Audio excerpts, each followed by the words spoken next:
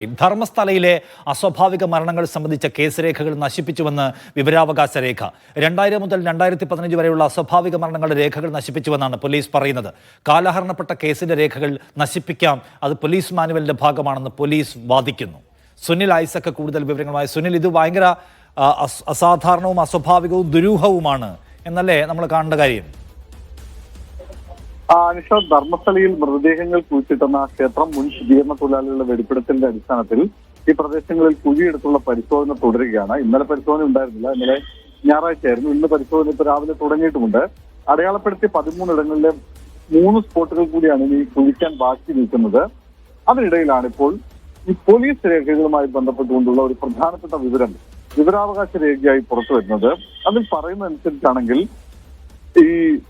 ഇതുമായി ബന്ധപ്പെട്ടുകൊണ്ട് ഇവിടുത്തെ ഈ അസ്വാഭാവിക മരണങ്ങളുമായി ബന്ധപ്പെട്ടുകൊണ്ടുള്ള പ്രധാനപ്പെട്ട പല കേസ് ഫയലുകളും അവിടെ ഇല്ല, ആ പോലീസ് സ്റ്റേഷനിൽ കാണുന്നില്ല, അത് നശിപ്പിക്കപ്പെട്ടിരിക്കുന്നു എന്ന വിവരമാണ് പുറത്തേക്ക് വരുന്നത്.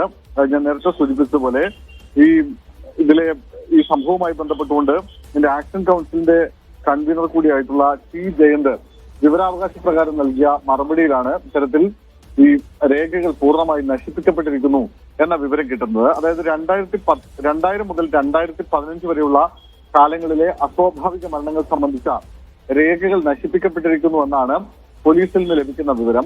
എന്റെ ഓർമ്മ ശരിയാണെങ്കിൽ ഈ 2000-ലാണ് ധർമ്മസ്ഥലയിൽ പോലീസ് സ്റ്റേഷൻ ഉണ്ടാകുന്നത്. അതിനു മുമ്പ് 1987 മുതൽ അവിടെ നിന്ന് പരാതികളുണ്ട്. പക്ഷെ അതിനു മുമ്പ് ബെൽത്തങ്ങാടിയിലായിരുന്നു പോലീസ് സ്റ്റേഷൻ ഉണ്ടായിരുന്നത്. ബെൽത്തങ്ങാടി പോലീസ് സ്റ്റേഷനിലായിരുന്നു കേസുകൾ രജിസ്റ്റർ ചെയ്യുകയൊക്കെ ചെയ്തിരുന്നത്. ഈ 2000-ൽ ധർമ്മസ്ഥലയിൽ പോലീസ് സ്റ്റേഷൻ വരുന്നു. അതിനുശേഷം ഇങ്ങോട്ടേക്ക് 2015 വരെയുള്ള കേസുകളുടെ 15 വർഷക്കാലത്തെ കേസുകളുടെ ഫയലുകൾ പൂർണ്ണമായി നശിപ്പിച്ചു എന്നാണ് പോലീസ് പറയുന്നത്. അതിനവർ പറയുന്ന കാരണം കാലഹരണപ്പെട്ട കേസിന്റെ രേഖകൾ നശിപ്പിക്കാമെന്ന് പോലീസ് മാനുവലിലുണ്ട്. അതനുസരിച്ചുള്ള തീരുമാനമാണ്, നടപടിയാണ് അവരുടെ ഭാഗത്തുനിന്ന് ഉണ്ടായതെന്നാണ്. പക്ഷെ നിഷ, ഇതിൽ ഏറ്റവും പ്രധാനപ്പെട്ട കാര്യം ഈ ശുചീകരണ തൊഴിലാളികളുടെ വെളിപ്പെടുത്തൽ വരുന്നത് 2025-ലാണ്. ആ വെളിപ്പെടുത്തലിൽ അയാൾ പറയുന്ന ഒരു കാര്യം 95-ൽ അയാൾ അവിടെ ജോലിക്ക് ചേർന്നു. 98-ലാണ് ഇയാൾ ആദ്യമായിട്ടൊരു മൃതദേഹം കുഴിച്ചിടേണ്ടി വരുന്നത്. അതായത് 98-ൽ. അതായത് പിന്നീട് 2000 മുതൽ 2014 വരെയുള്ള കാലഘട്ടത്തിൽ നിരവധി പെൺകുട്ടികളുടെ മൃതശരീരങ്ങൾ അവിടെ കുഴിച്ചിട്ടു എന്നാണ് ഇയാളുടെ വെളിപ്പെടുത്തൽ. അതായത് ആ കാലഘട്ടത്തിലാണ് ധർമ്മസ്ഥല പോലീസ് സ്റ്റേഷനിൽ നിന്ന് പ്രധാനപ്പെട്ട ഫയലുകളൊക്കെ നശിപ്പിക്കപ്പെട്ടിരിക്കുന്നത് എന്നതാണ് ഒരു പ്രധാനപ്പെട്ട കാര്യം. മാത്രമല്ല 2012-ൽ ആണ് ഇപ്പോൾ ഏറ്റവും അധികം വിവാദങ്ങളൊക്കെ ഉണ്ടായിട്ടുള്ള സൗജന്യ ആക്ഷൻ കൗൺസിൽ ഉണ്ടാവുന്നത്. സൗജന്യയുടെ മരണം ഉണ്ടാവുന്നത് 2012-ലാണ്. അതടക്കമുള്ള കേസുകളുടെ ആ കേസുകൾ ഇപ്പോഴും ആ കേസിന്റെ കാര്യത്തിൽ തീരുമാനമായിട്ടില്ല. അങ്ങനെ അത്ര നിർണായകമായ ഒരു കേസുകൾ അടക്കമുള്ള കേസുകളുടെ പ്രധാനപ്പെട്ട ഫയലുകളൊക്കെ നശിപ്പിക്കപ്പെട്ടിരിക്കുന്നു. ഒപ്പം നോക്കൂ, അനന്യ ഭട്ടിന്റെ മാതാവ് ഉയർത്തിക്കൊണ്ടിരുന്ന പ്രധാനപ്പെട്ട ആരോപണം അവരവരുടെ മകളെ കാണാതായതുമായി ബന്ധപ്പെട്ട് ധർമ്മസ്ഥല പോലീസ് സ്റ്റേഷനിൽ ചെല്ലുമ്പോൾ അവിടെ ഒരു പരാതി പോലും സ്വീകരിക്കാൻ പോലീസ് തയ്യാറായില്ല എന്നാണ് ആക്ഷേപം. അങ്ങനെ നിരവധിയായ പരാതികൾ പോലീസിനെതിരെ ഇവിടുത്തെ കാണാതാവലുകളുമായി ബന്ധപ്പെട്ടുകൊണ്ട് ഉയർന്നു നിൽക്കുന്ന ഒരു സമയത്താണ് ഈ പോലീസിന്റെ കയ്യിൽ ഇതുമായി ബന്ധപ്പെട്ടുണ്ടായിരുന്ന രേഖകളൊക്കെ കാണുന്നില്ല, അതൊക്കെ നശിപ്പിക്കപ്പെട്ടിരിക്കുന്നു, അതൊക്കെ നശിപ്പിച്ചു കളഞ്ഞിരിക്കുന്നു എന്ന വിവരം കൂടി പുറത്തേക്ക്. സുനിൽ, എന്ന് വെച്ചാൽ ഇപ്പോൾ ഒരു പ്രത്യേക അന്വേഷണ സംഘത്തെ പ്രഖ്യാപിച്ചിട്ടുണ്ടല്ലോ. ആ അന്വേഷണ സംഘത്തിന് സുഗമമായും ഫലപ്രദമായും മുന്നോട്ട് പോകാൻ കഴിയുന്ന സംഗതികൾ സത്യത്തിൽ പോലീസിനകത്ത് ഇപ്പോൾ ഇല്ല. എന്ന് വെച്ചാൽ പല രേഖകളും ഇല്ല, പരിശോധിക്കേണ്ട പല വിവരങ്ങളും ഇല്ല. അപ്പോൾ ഒരർത്ഥത്തിൽ ഈ പരിമിതമായിരിക്കും ഈ പുതിയ അന്വേഷണ സംഘത്തിന്റെ പ്രവർത്തനം എന്നാണ് നമ്മൾ അങ്ങനെയാണെങ്കിൽ വിചാരിക്കേണ്ടത്.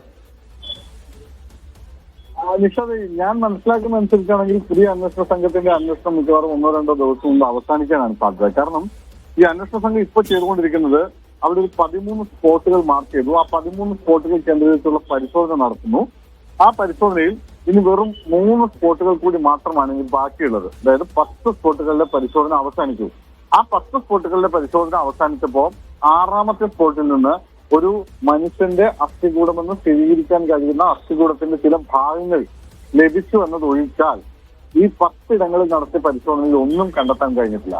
അതായത് അതാവട്ടെ ഈ 6ാമത്തെ സ്പോട്ടിൽ നിന്ന് കിട്ടിയ അസ്ഥികൂടമത്തിന്റെ അവശിഷ്ടമാവട്ടെ പ്രാഥമിക പരിശോധനയിൽ സൈബർ പോലീസ് ഫോറൻസിക് സംഘം പറയുന്നത് അതൊരു ഒരു പുരുഷന്റെ അസ്ഥികൂടത്തിന്റെ ഭാഗങ്ങളാണെന്നാണ്. മാത്രമല്ല അവിടുത്തെ പഞ്ചായത്ത് അംഗം അടക്കമുള്ള ആളുകൾ പറയുന്ന കാര്യമുണ്ട്. അതായത് അവിടെ പല ആളുകളെയും അത്തരത്തിൽ നേരത്തെ പൊതുശ്മശാനമൊക്കെ വരുന്നതിന് മുമ്പ് നിരവധി ആൾക്കാരെ അവിടെ പുഴക്കരയിലൊക്കെ കുഴിച്ചിട്ടിട്ടുണ്ട്. അതുകൊണ്ട് അതൊക്കെ ആരുടെ വേണമെങ്കിലും ആകാമെന്നാണ് പറയുന്നത്. ഇതിൽ ഇനി ഒരു സാധ്യതയുള്ളത് 13ാമത്തെ സ്പോട്ടിലാണ്. ഈ 13ാമത്തെ സ്പോട്ട് പക്ഷേ ഈ സ്നാനഘട്ടത്തിനോട് അടുത്ത് തന്നെയാണ്. അവിടെ ഇപ്പൊ നിലവിൽ ഒരു വലിയ ട്രാൻസ്ഫോമർ അവിടെ സ്ഥാപിച്ചിട്ടുണ്ട്. ആ ട്രാൻസ്ഫോമറിനോട് ചുറ്റുവട്ടത്തുള്ള ഭാഗങ്ങളിലായി നിലവിൽ കുറെ ആളുകളെ കുഴിച്ചിട്ടിട്ടുണ്ടെന്നാണ് അദ്ദേഹം പറയുന്നത്, അദ്ദേഹത്തിന്റെ വെളിപ്പെടുത്തലിലുള്ളത്. പക്ഷെ അദ്ദേഹം പറഞ്ഞ 10 ഇടങ്ങളിലും പരിശോധിച്ചു, 10 ഇടങ്ങളിലും ഒന്നും കണ്ടെത്താൻ കഴിഞ്ഞിട്ടില്ല. ഇനി 3 ഇടം കൂടെ ഉള്ളൂ. ആ 3 ഇടങ്ങളിലെ പരിശോധന കൂടി കഴിയുന്നതോടുകൂടി സ്വാഭാവികമായും ഒരുപക്ഷെ ഈ പരിശോധന അവസാനിപ്പിക്കാനാണ് സാധ്യത. അതിനിടയിൽ അന്വേഷണ സംഘത്തിന് മുന്നോട്ട് പോകണമെങ്കിൽ ഏതെങ്കിലും തരത്തിലുള്ള അവിടുത്തെ മുൻ കേസുകളുമായി ബന്ധപ്പെട്ട രേഖകളാണ് വേണ്ടിയിരുന്നത്. ആ രേഖകളാവട്ടെ അവിടെ ഒട്ടില്ലതാണ്. സ്വാഭാവികമായും ഈ കേസ് ഇനി എത്ര നാൾ മുമ്പോട്ട് പോകുമെന്ന് കാത്തിരുന്ന് കാണാം. ശരി. സുനിൽ ഐസക്കാണ് വിവരങ്ങൾ നൽകിയത്. ധർമ്മസ്ഥലയിലെ സംഭവങ്ങൾ അന്വേഷണവുമായി ബന്ധപ്പെട്ട് ഞെട്ടിപ്പിക്കുന്ന പല വിവരങ്ങളും പുറത്തു വരുന്നു. ഏറ്റവും അവസാനത്തെ കാര്യം, ഏറ്റവും കൂടുതൽ ദുരൂഹ മരണങ്ങൾ നടന്നു എന്ന് വെളിപ്പെടുത്തലുണ്ടായ കാലത്തെ പോലീസ് രേഖകളെല്ലാം പോലീസ് തന്നെ നശിപ്പിച്ചു അത്രേ. അവർക്ക് പഴയ രേഖകൾ നശിപ്പിക്കാൻ അവകാശമുണ്ട്, അധികാരമുണ്ട് എന്ന് ചൂണ്ടിക്കാണിച്ചുകൊണ്ട് നശിപ്പിച്ചിരിക്കുക. അങ്ങനെയാണെങ്കിൽ ഒരു വലിയ കുറ്റകൃത്യങ്ങളുടെ ചരിത്രത്തിലേക്ക് സഞ്ചരിക്കാൻ കഴിയാത്ത പരിമിതാവസ്ഥയിൽ ബന്ധപ്പെട്ടിരിക്കുന്നു നമ്മളും പോലീസും എല്ലാം എന്ന് കാണണം. അത് ദുരൂഹമാണിത്. ഒരു ഇടവേള കൂടി.